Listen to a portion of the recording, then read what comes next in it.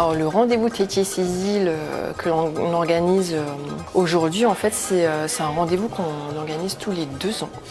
Donc cette année, on bat les records en fait de participation des 2 côtés, que ce soit la participation des acteurs de l'industrie polynésienne. On est à 24 acteurs de l'industrie et ces acteurs polynésiens qui viennent à la rencontre de 44 tours opérateurs.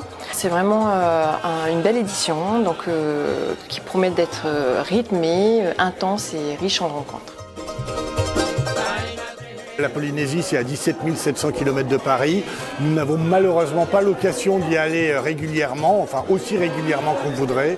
Et grâce à Tahiti Tourisme, nous pouvons retrouver tous les 2 ans l'ensemble des partenaires de la destination, parler, travailler ensemble, améliorer notre collaboration. Et nous sommes ravis d'être là aujourd'hui. Pour nous, Tahiti, pour le marché belge, c'est une destination très connue pour les voyages de noces et pour des gens qui vont en retraite. En Belgique, pour nous, ça représente à peu près 100-120 personnes par an. Tahiti, tout le monde le sait, c'est le paradis, c'est calme, c'est pas comme dans le Moyen-Orient à ce moment. Dans le paysage un peu anxiogène mondial, le Pacifique est très pacifique et la destination polynésienne est extraordinairement stable, bienveillante et en parfaite progression puisque l'année 2025 était une année record. Plus de 281 000 visiteurs pour 280 000 habitants. C'est vraiment une destination, je recommande à tous ceux qui nous regardent et qui nous écoutent. C'est beau, les gens sont gentils, la culture est omniprésente. Dès la rentrée dans notre compagnie au Tiaré, vous êtes en immersion en Polynésie. 2025, 3e année record de fréquentation touristique pour Tahiti et ses îles. 2019 à 2025, on a une évolution de plus 42%. Donc c'est un marché très dynamique et le record de fréquentation pour la 3e année, clairement, il est aussi porté par le marché français. Comme marché français qui est en phase avec notre stratégie de tourisme plus inclusif et plus durable, puisque le visiteur français, c'est un touriste qui dépense. C'est surtout un touriste qui reste longtemps, qui a une durée moyenne de séjour de 23 jours dans nos îles. C'est aussi un profil de visiteur qui sait combiner. Ça peut être de l'hôtel de luxe, comme dans le même séjour, la pension de famille, qui va apprécier la diversité des activités côté terre ou côté mer. Donc un marché français en fait qu'on veut chouchouter, qu'on veut garder vraiment à ce niveau de croissance. Donc une belle tendance qu'on souhaite maintenir. La destination répond aujourd'hui aux attentes des voyageurs qui recherchent une expérience de voyage, qu'elle soit immersive par la culture, par le chant, par ces rencontres avec la population.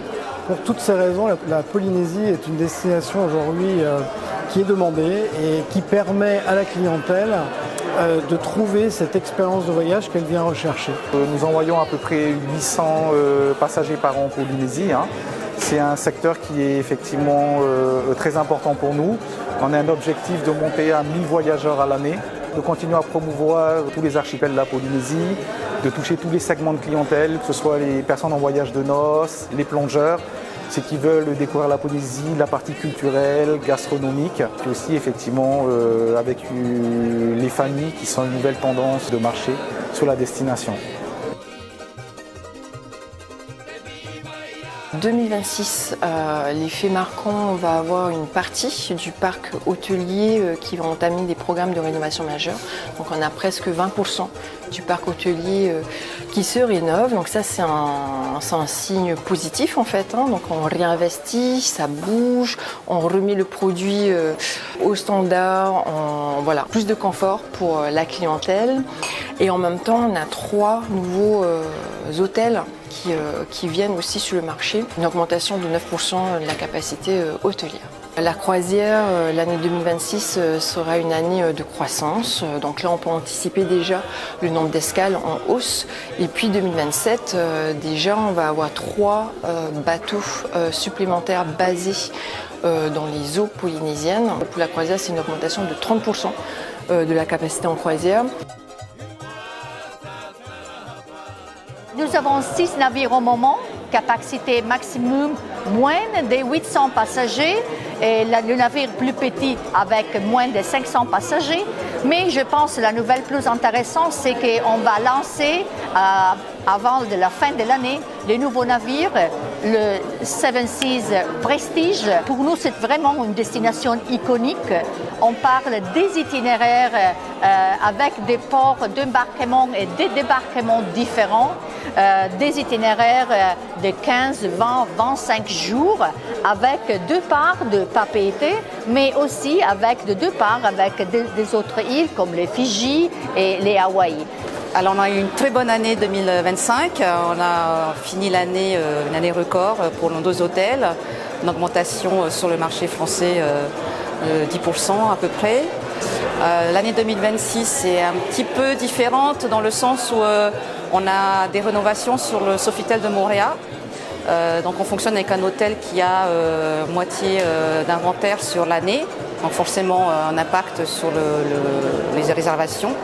Et l'hôtel Kiaora à Rangiroa marche très très fort, donc on est très content. Et l'hôtel de Rangiroa fermera au 1er novembre de cette année pour 2 ans de rénovation. Donc une année vraiment spéciale pour nos deux hôtels. Cette année, c'était particulièrement important d'être présent sur ce salon puisque nous avions plusieurs actualités. Nous avons 2 nouveaux hôtels sur l'île de Tahiti, l'hôtel Reva Tahiti. Nous intégrons également dans notre collection d'hôtels le Tahiti Pearl Beach à partir du 1er avril. Et à côté de ça, nous avons ouvert une villa privée sur l'île de Montréal l'année dernière au mois d'août.